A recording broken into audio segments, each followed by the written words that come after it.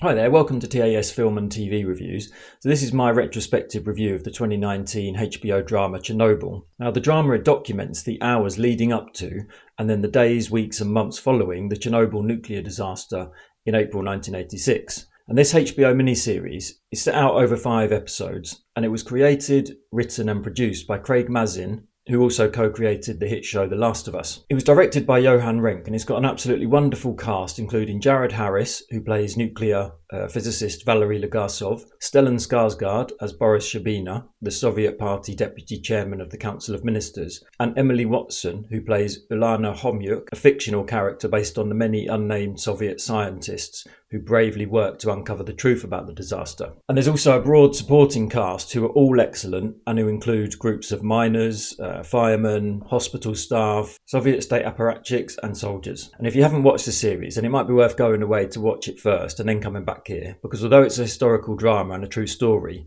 I will be loosely talking about the plot and the characters within that in this review. I think the Chernobyl story itself is just a fascinating historical event, but this series is also a wonderful drama with an unbelievably rich sort of character-driven story. If you haven't seen the series, I would strongly recommend that you go and watch it because it is without a doubt a masterpiece. Broadly speaking, we follow Legasov, Shabina and Homyuk as they try to piece together what happened in the fateful hours leading up to the disaster, and then interspersed in that are callbacks to the events as they actually unfolded. And then we also see the wider political and military response to the crisis in the days, weeks and months following. And what we see across all those scenes are the Soviet political secrets and lies that contributed to the disaster. And it also documents the unbelievable sacrifices that ordinary Soviet citizens made to prevent disaster.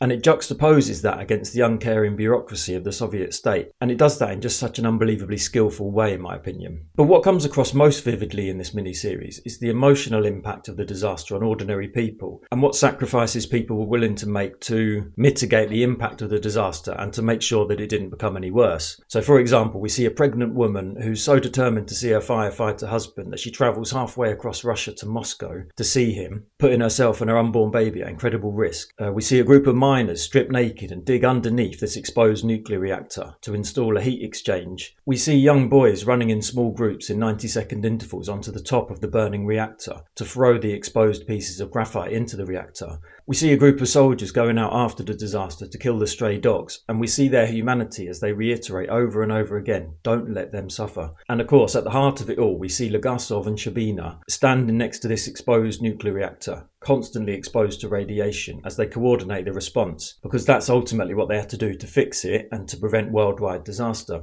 Over and over we see people doing what had to be done. No complaining, no fear, just a duty to their family and community members or to their country. And then alongside that, we see over and over that senior figures in the Soviet Party bureaucracy doing the exact opposite. Decisions taken with personal advancement in mind, dangerous actions taken with little regard for the minions around them, dismissive attitudes towards subordinates, people jostling for promotion and position. And it shows just over and over again a sort of moral decay at the heart of this Soviet state. Technically, this series is absolutely unbelievable. The filmmaking is just ridiculously good. The cinematography, the pacing, the suspense building, the ability to weave the personal and the political together, and then the skill and ability to explain complicated scientific concepts within the framework of entertainment. It's just unrivaled, really. It's just technically a masterpiece. I'm not sure what else I can say, really. And then I wanted to talk a little bit about why the story of Chernobyl is important now. So, Chernobyl happened in 1986. And the Soviet Union was subsequently formally dissolved in 1991. And at the end of the series, they attribute a quote to Soviet President and Head of State Mikhail Gorbachev, who noted that Chernobyl was perhaps the real cause of the collapse of the Soviet Union, because the disaster exposed the flaws and hypocrisy of the Soviet regime, and because the lies that had underpinned the Soviet state could no longer be hidden as a result. Indeed, Valery Legasov, so played here by Jared Harris,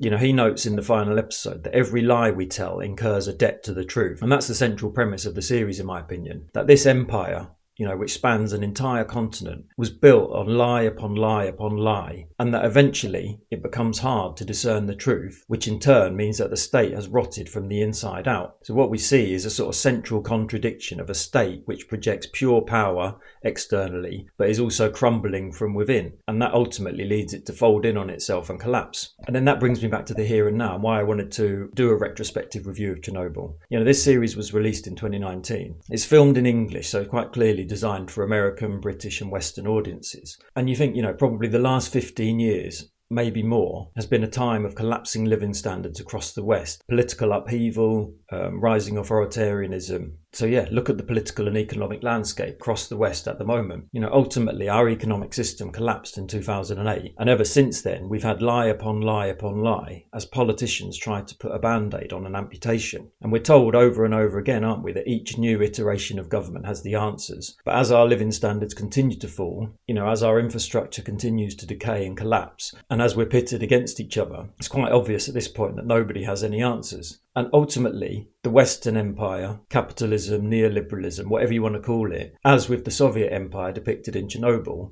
is dead, but we don't yet have anything to replace it with. And as the Italian political theorist Antonio Gramsci put it, the old world is dead and the new world struggles to be born. And in that context, Gramsci also noted that all sorts of morbid symptoms start to appear in that context. So for Chernobyl in Soviet Russia, we can look at, for example, austerity or Brexit in the UK. We can look at declining living standards, the rise of Trump in the US, Le Pen in France, and the far right across America and Europe. We can look at the scapegoating of immigrants and the other across the Western world. And as with Chernobyl, the warning signs are flashing red on the dashboard, but we continue to plough on the same course. So I think this series is incredibly valuable for us all at this point. Ultimately, it's a warning of what happens when an empire dies from the inside out, and it's one we should heed very closely. So if you haven't seen Chernobyl, please go and watch it. And if you have, go and rewatch it as I did recently. You certainly won't be disappointed. Many thanks for watching. I will see you in the next one.